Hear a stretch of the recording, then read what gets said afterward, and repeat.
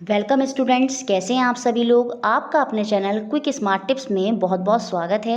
जैसा कि हम तैयारी कर रहे हैं सीटेट की, और मैं आपको अपर प्राइमरी में साइंस विज्ञान विषय की तैयारी करा रही हूं। और आज हम पेडागोजी की सीरीज़ की अपनी तीसरा पार्ट देखेंगे, और वहां पर हम देखेंगे कि हमें किस तरह की अप्रोचेज़ उपागम को फॉलो करना है जब हम साइंस की टीचिंग कर रहे हैं, जब हम साइंस का शिक्षण कर रहे हैं। और सीटेट में यहाँ से एक क्वेश्चन पेडागोजी का बनता ही बनता है।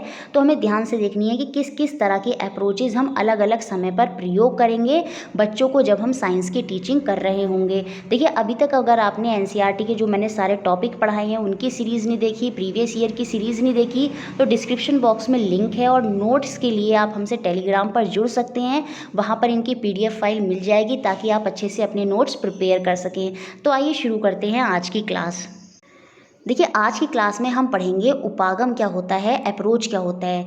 देखिए, जब आप एज ए साइंस टीचर बन के क्लास में जाएंगे और अपने बच्चों को समझाना होगा, अपनी नॉलेज को उन बच्चों तक पहुंचाना होगा, तो आप यही सोचेंगे कि मैं किस तरह के मेथड को फॉलो करूं ताकि जो मेरे सामने मेरे बच्चे बैठे हैं उनको सब कुछ बहुत अच्छे से समझ में आ जाए, उनके हर तरह का विकास हो, वो साइंस को अच्छे से समझ पाएँ, उससे जुड़ पाएँ और वो खुश रहें, वो प्रसन्न रहें, वो सब्जेक्ट में रुचि लें, इंटरेस्ट लें। तो यही सोचकर तो आप क्लास में जाते हैं। तो इस तरह की सोच को पूरा करने के लिए, अपनी नॉलेज को अपने बच्चों तक पहुंचाने के लिए सही तरीके से आप अलग अलग अप्रोचेज़ उपागम को फॉलो करते हैं अलग अलग टाइम पर। जैसे कभी कभी आप ब्लैक बोर्ड पर लिखकर समझाएंगे श्याम पट्ट के माध्यम से, कभी कभी आप चार्ट पेपर के माध्यम से बच्चों को समझाएंगे, कभी कभी आप बच्चों को लैब में लेकर जाएंगे, वहाँ पर समझाएंगे, कभी कभी बच्चे को आप बाहर लेकर जाएंगे, रियल लाइफ के एग्जाम्पल देकर समझाएंगे। तो आप हर टाइम पर क्या करेंगे, अलग अलग अप्रोचेज़ को फॉलो करेंगे सिचुएशन के हिसाब से, कॉन्सेप्ट के हिसाब से। कभी कभी हम नाटक कराते हैं, उनसे स्क्रिप्ट कराते हैं ताकि हम ज़्यादा से ज़्यादा बच्चों को जोड़ सकें, उनकी क्रिएटिविटी बढ़े, ताकि वो उनका जो क्रिएटिव स्किल है, रचनात्मक स्किल है, वो भी जो उनका कौशल है वो बाहर निकल कर आए। तो हर समय अलग अलग टाइम पर टीचर को अलग अलग उपागम अप्रोचेज़ को फॉलो करना पड़ता है। In school level while teaching science, जब आप साइंस का शिक्षण कर रहे होंगे, पढ़ा रहे होंगे, तो आपको डिफरेंट अप्रोचेज़ को फॉलो करना होगा। जैसे अगर कोई SST का टीचर एब्सेंट है और आप एज ए साइंस के टीचर हैं, तो आप क्या करेंगे, उन बच्चों को भी अपने साथ जोड़ लेंगे। और उस समय आप किस अप्रोच को फॉलो करेंगे, एकीकृत उपागम, इंटीग्रेटेड अप्रोच को फॉलो करेंगे, क्योंकि वो क्या कहती है कि सब सब्जेक्ट एक दूसरे से जुड़े हुए हैं। तो आप इस तरह से पढ़ाएंगे कि साइंस के बच्चे भी सेटिस्फाई हो जाएं और SST के बच्चे भी सेटिस्फाई हो जाएं। तो क्या होता है, आपको अलग अलग अप्रोचेस फॉलो करनी पड़ती हैं कंडीशंस के हिसाब से, ताकि बच्चे जो हैं वो आपसे कनेक्ट रहें, जुड़े रहें, और सब्जेक्ट के प्रति जो उनका इंटरेस्ट है वो हमेशा बना रहे। देखिए, कुछ इंपॉर्टेंट अप्रोचेज़ हैं, कुछ प्रमुख उपागम हैं जिनको फॉलो करते हैं टीचर। जैसे पारंपरिक, जिसे हम ट्रेडिशनल बोलते हैं, एकीकृत जिसे हम इंटीग्रेटेड बोलते हैं, प्रक्रिया जिसे हम प्रोसेस बोलते हैं, रचनात्मक जिसे हम क्रिएटिव बोलते हैं। फिर आता है आपका हैंड ऑन एक्टिविटीज़ जिसे हम हस्तसिद्ध कार्यकलाप बोलते हैं। तो यही सारी अप्रोचेज़ हैं जिनको टीचर फॉलो करते हैं और अपनी नॉलेज को अपने बच्चों तक पहुँचाते हैं, और एक एक करके हम इन्हें पढ़ेंगे। सबसे पहले हम देखते हैं अप्रोच क्या है, उपागम क्या है। यह उस दृष्टिकोण, उस पर्सपेक्टिव से कनेक्शन रखता है जिसे टीचर अपनाकर अपने किसी सब्जेक्ट की एजुकेशन अपने बच्चों को देता है। यहाँ पर वो सब्जेक्ट को पढ़ाने के लिए किस तरह का दृष्टिकोण, किस तरह के पर्सपेक्टिव और किस तरह के कॉन्सेप्ट, किस तरह की थ्योरी और किस तरह का शिक्षण विधि, टीचिंग मेथड वो यूज़ कर रहा है, वही सब आपका उपागम के अंदर आता है। टीचर किस प्रकार पढ़ाता है, टीचर किस टेक्नोलॉजी का प्रयोग में करके बच्चों को समझाता है, किस ऑडियो वीडियो मटेरियल, दृश्य श्रव्य सामग्री का प्रयोग करके टीचिंग करता है, वही सब उपागम के अंदर आता है। जैसे किस तरह से वो ब्लैक बोर्ड का यूज़ कर रहा है, किस तरह से वो चार्ट का यूज़ कर रहा है, किस तरह से वो लैब का यूज़ कर रहा है, तो किस तरह से वो सामग्रियों का यूज़ करके अपना शिक्षण कर रहा है, टीचिंग कर रहा है, वही सब किसके अंदर आता है, आपका उपागम के अंदर आता है। देखिए, इफ़ेक्टिव टीचिंग, प्रभावकारी शिक्षण के लिए ज़रूरी है कि स्टूडेंट और टीचर के बीच में गुड रिलेशन हो, अच्छा संबंध हो, ताकि जो स्टूडेंट है वो प्रयोग की योजना बनाए, उसको अपॉर्चुनिटी मिले कि वो खुद से प्लान करे एक्सपेरिमेंट को। टीचर जो कॉन्सेप्ट पढ़ा रहे हैं, धारणाओं को पढ़ा रहे हैं, वो उन पर बहस कर सके, उन पर डिबेट कर सके, टीचर से क्वेश्चन पूछ सके, प्रश्न पूछ सके, और जो ऑब्जर्वेशन है, जो अवलोकन है, उनको अच्छे से रिकॉर्ड और एनालाइज कर सके, खुद के क्रिटिकल पर्सपेक्टिव से आलोचना आलोचनापरक दृष्टिकोण से वो रिकॉर्ड करे, एनालाइज करे जो ऑब्जर्वेशन जो उसने देखा है। और यहाँ पर देखिए क्रिटिकल जो पर्सपेक्टिव है, आलोचनापरक दृष्टिकोण है, उससे मतलब है कि स्टूडेंट खुद से इनिशिएट लेते हैं, अपने अंदर झांकता है और खुद से देखता है, चीज़ों को समझता है और टीचर से क्वेश्चन पूछता है, वहाँ पर वो उनसे बहस करता है, वहाँ पे वो खुद से रिकॉर्ड करता है, एनालाइज करता है ऑब्जर्वेशन को जो उसने देखा। और टीचर ये सब स्टूडेंट तभी कर पाएगा जब टीचर और स्टूडेंट के बीच में अच्छा रिलेशन होगा। और एक टीचर और स्टूडेंट के बीच में जो अच्छा रिलेशन होगा वो तभी होगा जब टीचर क्या करेगा, एक अच्छी अप्रोच, एक अच्छे उपागम का पालन करेगा। देखिए जो अप्रोच होती हैं इनका प्रयोग जो माध्यमिक स्तर होता है, अपर सेकेंडरी लेवल होता है, वहाँ पर ये ज़्यादा फेमस होते हैं, वहाँ पर ये ज़्यादा लोकप्रिय होते हैं। क्यों? क्योंकि वहाँ पर टीचर को क्या करना होता है, सब्जेक्ट की डिटेल स्टडी करनी होती है। अब जैसे ह्यूमन हार्ट के बारे में डिटेल में पढ़ाना है तो टीचर क्या करेगा, लैब में एक हार्ट थोड़ी दिखाएगा, एक वो अच्छा सा चार्ट दिखाएगा बच्चों को, श्याम पट्ट पर जो आपका ब्लैक बोर्ड पर है उस पर बच्चों को डिटेल में अच्छे से डायग्राम के माध्यम से समझाएगा। अब देखिए उसको अगर आर्किमिडीज का सिद्धांत डिटेल में बताना है तो बच्चों को वाटर में लाइव एग्जाम्पल करके दिखाएगा। तो वहाँ पर क्या होता है, डिटेल थ्योरी होती है, सिद्धांत होती हैं, उनको पढ़ाने के लिए क्या हुआ करते हैं टीचर, अलग अलग अप्रोच, अलग अलग उपागमों का प्रयोग करते हैं। इसीलिए ये उच्च माध्यमिक स्तर पर ज़्यादा फेमस होती है, क्योंकि वहाँ पर टीचर को हर कॉन्सेप्ट को क्लियर करने के लिए अलग अलग अप्रोचेस का प्रयोग करना पड़ता है और उनके लिए अलग अलग सामग्रियों का प्रयोग करना पड़ता है। देखिए उपागमों की सहायता से बच्चे किसी विशेष विषय विशेष के विस्तृत ज्ञान को प्राप्त कर पाते हैं। Detail knowledge of subject specific topic, देखिए कोई स्पेसिफिक टॉपिक पढ़ाना है उसको डिटेल में बच्चे तभी समझ पाएंगे जब एक अच्छी अप्रोच का पालन किया गया है। अब जैसे बच्चे को अगर ये समझाना है कि जो फोर्स है वो शेप और साइज़ को चेंज कर देती है तो बच्चों को बताया जाएगा, देखिए जब हम आटे को मलते हैं तो उसके क्या होता है, उस पर फोर्स लगता है, बल लगता है, और उस बल के कारण क्या होता है, जो आटा होता है, जो डो होता है, उसकी शेप और साइज़ क्या होता है, चेंज हो जाता है। तो मतलब अलग अलग अप्रोचेस का, कहीं पर प्रक्रिया अप्रोच, कहीं पर एकीकृत चीज़ों को एक साथ कनेक्ट करते हुए हम पढ़ाएंगे, वो मैं अभी आगे बताऊँगी। तो हम अलग अलग अप्रोचेस का प्रयोग करते हैं ताकि हम बच्चे को जो डिटेल्ड ज्ञान है वो सब्जेक्ट का हो सके। देखिए कक्षा में भिन्न प्रकार के छात्रों को बहुआयामी बौद्धिकता, मल्टी डायमेंशनल इंटेलेक्चुअलिज्म को संबोधित एड्रेस करने में सहायता प्राप्त होती है या प्रदान उनको मिलती है। देखिए यहाँ पर क्या होता है, बच्चा मल्टी डायमेंशनल तरीके से सोचता है, बहुआयामी जो बौद्धिकता है वो बच्चे के अंदर विकसित होती है, क्योंकि बच्चा यहाँ पर अलग अलग अप्रोचेस को टीचर को फॉलो करते हुए देखता है तो उसमें भी अलग अलग तरह से सोचने की जो उसकी बहुआयामी बौद्धिकता है वो अच्छे से विकसित होती है। किसकी सहायता से, अलग अलग उपागमों को प्रयोग करने की सहायता से। तो इस तरह से हम उपागम बच्चों को ज़रूरी है, अलग अलग अप्रोचेस पढ़ाना ज़रूरी है, तभी बच्चा क्या होगा, अपने सब्जेक्ट में परफेक्ट हो पाएगा, उसको अच्छी नॉलेज हो पाएगी। देखिए सबसे पहले हम देखेंगे इंटीग्रेटेड अप्रोच क्या होता है, एकीकृत उपागम क्या होता है, और सीटेट में यहाँ से एक क्वेश्चन आने के पूरे चांस रहते हैं। सीधी सी बात आपको ध्यान रखनी है कि सभी विषयों, सभी सब्जेक्ट को अलग अलग ना पढ़ाकर सभी को एक साथ कनेक्ट करते हुए यहाँ पर एक रूप में पढ़ाया जाता है, यही ऑप्शन मिलता है। और आपको इसी को टिक करना है कि अलग अलग सब्जेक्ट को अलग अलग रूप में ना पढ़ाकर उन सबको एक साथ कनेक्ट करते हुए एक ही रूप में पढ़ाया जाए, वही आपका एकीकृत इंटीग्रेटेड अप्रोच होता है। इन एन इंटीग्रेटेड अप्रोच में क्या होता है, instead of teaching different subject, अलग अलग विषयों के शिक्षण, टीचिंग के स्थान पर क्या होता है, emphasise is given on the teaching of the inclusive nature of all subject, सभी विषयों के सम्मिलित स्वरूप के शिक्षण पर जोर दिया जाता है कि सभी सब्जेक्ट को एक साथ कनेक्ट करते हुए पढ़ाया जाए, यही आपका इंटीग्रेटेड अप्रोच है। Emphasise is given on teaching the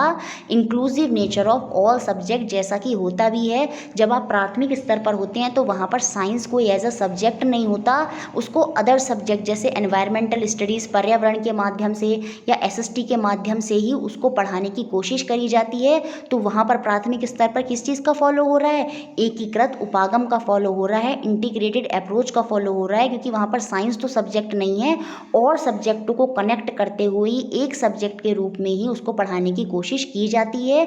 यहाँ पर जो नॉलेज होती है वो ऑलवेज कैसे एग्जिस्ट करती है, एज अ यूनिट, तथा ये सभी जो सब्जेक्ट होते हैं एक दूसरे से संबंध रखते हैं। एकीकृत उपागम में इंटीग्रेटेड अप्रोच के अनुसार जो नॉलेज है वो सदैव एक इकाई के रूप में ही होती है। Knowledge always exist as a unit, और तथा ये एक दूसरे से संबंधित रहते हैं, सब्जेक्ट एक दूसरे से कनेक्ट होते हैं। एकीकृत उपागम जो है वो आपके प्रैक्टिकल नॉलेज पर भी जोर देता है। ये प्रैक्टिकल नॉलेज तो सभी में होगी, व्यवहारिक ज्ञान पर भी जोर देता है। देखिए, इस उपागम के माध्यम से छात्रों को विस्तृत सैद्धांतिक ज्ञान, डिटेल्ड थ्योरेटिकल नॉलेज प्राप्त करने की अपॉर्चुनिटी प्रदान होती है। अब देखिए कैसे बच्चा क्या करता है, बच्चे को कन्फ्यूज़न कब होता है, जब वो सारे सब्जेक्ट पढ़ता है और उसका क्या होता है, अलग अलग सब्जेक्ट में अलग अलग क्वेश्चन होते हैं और वो उन्हीं से कनेक्ट करते हुए, जब जैसे आप साइंस पढ़ा रहे हैं तो वो एसएसटी का क्वेश्चन भी उससे कनेक्ट करते हुए आपसे पूछेगा। लेकिन जब आप क्या करेंगे, सभी सब्जेक्ट को एक साथ जोड़ते हुए एक रूप में पढ़ाएंगे तो बच्चा क्या होगा, उसकी जो क्यूरियोसिटी है वो शांत होगी और वो डिटेल रूप में क्या होता है, अपनी नॉलेज को बढ़ा पाता है। उसको अपॉर्चुनिटी मिलती है कि वो अपने डिटेल ज्ञान को, अपने विस्तृत जो ज्ञान है उसमें उसकी वृद्धि हो, और वो तभी होगी जब उसको हम एकीकृत उपागम के माध्यम से पढ़ाएंगे, इंटीग्रेटेड अप्रोच फॉलो करते हुए पढ़ाएंगे। क्यों? क्योंकि वहाँ पर सभी सब्जेक्टों को एक साथ लिया जा रहा है, तो बच्चे सभी सब्जेक्टों को एक साथ जोड़ते हुए उसको समझ रहे हैं और वहाँ पर वो उसको अच्छे से समझ पाएंगे। देखिए, ये जो इंटीग्रेटेड अप्रोच होती है ये भी छात्र केंद्रित शिक्षण होता है, स्टूडेंट सेंटर्ड लर्निंग पर ही बल देता है कि बच्चे को केंद्र में रखा जाए, जिससे बालक जो है वो सक्रिय रूप से लर्निंग में इंटरेस्ट ले, वो अधिगम को अच्छे से समझ पाए, उसमें इंटरेस्ट ले। क्योंकि यहाँ पर क्या होगा, चाइल्ड को ही सेंटर में रखा जाएगा, टीचर अपनी तानाशाही नहीं करेगा, बच्चा जिस हिसाब से कहता है उसी के अकॉर्डिंग यहाँ पर भी पढ़ाया जाता है।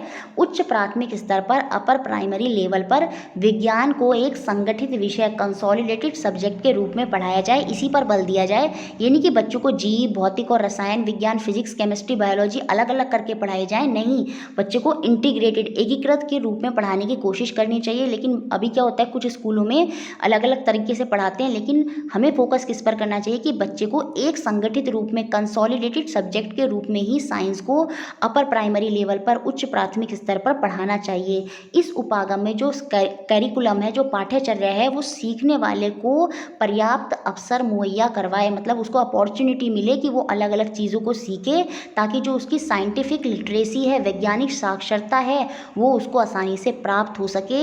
याद रखिए, यहाँ पर जो कैरिकुलम होगा वो सीखने वाले के अनुसार ही होना चाहिए। तो साइंस में हमने वैसे भी पढ़ा था, जो कैरिकुलम होगा, पाठ्यचर्या होगी, वो बच्चे के अकॉर्डिंग, उसकी आयु के अकॉर्डिंग ही होनी चाहिए, ताकि उसको अच्छी अच्छी अपॉर्चुनिटी मिले, वो अच्छे तरीके से सोचे, उसकी जो साइंटिफिक लिटरेसी है, वैज्ञानिक साक्षरता है, उसमें वृद्धि हो। और वो तभी होगी जब सिलेबस उसके अकॉर्डिंग होगा, तभी वो सब्जेक्ट में इंटरेस्ट लेगा, और तभी जब वो साइंस में इंटरेस्ट लेगा तो उसका जो साइंटिफिक दृष्टिकोण है वो अच्छे से बढ़ेगा। देखिए, जो प्राइमरी लेवल होता है उस पर जो पर्यावरण अध्ययन है, एनवायरमेंटल साइंस है, उसी के माध्यम से विज्ञान पढ़ाया जाता है। तो हम प्राइमरी लेवल पर साफ साफ देख सकते हैं कि किस तरह से इंटीग्रेटेड अप्रोच को फॉलो किया जाता है, और सब्जेक्ट के माध्यम से ही, एक सब्जेक्ट के रूप में ही साइंस को भी उसमें सम्मिलित कर लिया जाता है। पर्यावरण अध्ययन के माध्यम से ही साइंस को बता देते हैं, वहाँ पर इंटीग्रेटेड अप्रोच का पालन होता है। तो यही आपकी इंटीग्रेटेड अप्रोच होती है, अलग अलग सब्जेक्ट को कनेक्ट करते हुए सभी को एक रूप में पढ़ाते हैं, ताकि बच्चे का अच्छे से विकास हो, उसका कॉग्निटिव डेवलपमेंट हो, साइंटिफिक लिटरेसी उसमें बढ़े, वो सभी सब्जेक्टों को एक रूप में देखे। यहाँ पर जो शिक्षण होगा वो बाल केंद्रित ही होगा, कि बच्चा जो है वो एक्टिव रूप से पार्टिसिपेट करे इंटीग्रेटेड अप्रोच में, यही सब चीज़ों को ध्यान में रखा जाता है। देखिए, इसके बाद नेक्स्ट अप्रोच होती है आपकी प्रोसेस अप्रोच, जिसे हम हिंदी में प्रक्रिया उपागम बोलते हैं। ये बहुत इंटरेस्टिंग होती है। यहाँ पर टीचर क्या करता है, बच्चों से खोज करने के लिए, रिसर्च करने के लिए कहता है। उसके बाद कहता है आप उन चीज़ों को ऑब्जर्व करने के बाद उनको अपनी कॉपी में लिखें जो आपने अवलोकन किया, फिर उन पर एक्सपेरिमेंट कराता है, प्रयोग करवाता है, और उनके बाद वो किसी कंक्लूजन, निष्कर्ष पर पहुँचते हैं, और उसके बाद टीचर किसी जो लॉ और थ्योरी है उसको प्रूव करता है। जैसे अगर टीचर को फोटोसिंथेसिस पढ़ाना है, प्रकाश संश्लेषण पढ़ाना है, तो पहले वो बच्चों से कहेगा कि आप स्कूल के बाहर जो प्लांट्स हैं, पौधे हैं, उनके बारे में देखें, रिसर्च करें, और उसमें जो आप अवलोकन करेंगे, ऑब्जर्व करेंगे, उसको अपनी कॉपी में लिख कर लाएं। फिर उसके बाद क्या करेगा टीचर उनसे, क्योंकि उसको फोटोसिंथेसिस समझाना है, उसका जो प्री डिटरमाइंड लर्निंग ऑब्जेक्टिव है उसको वो पूरा कराना है। किसके माध्यम से? रिसर्च, ऑब्जर्वेशन, एक्सपेरिमेंट, कंक्लूजन, और उसके बाद वो अपनी जो लॉ और थ्योरी है वो बच्चे को बताएगा। तो जो उसका प्री डिटरमाइंड ऑब्जेक्टिव है उसको पूरा कराना है बच्चों से, तो वो क्या करेगा, फिर फिर उसके बाद बोलेगा बच्चों से, अच्छा आपने प्लांट के बारे में सब कुछ देखा।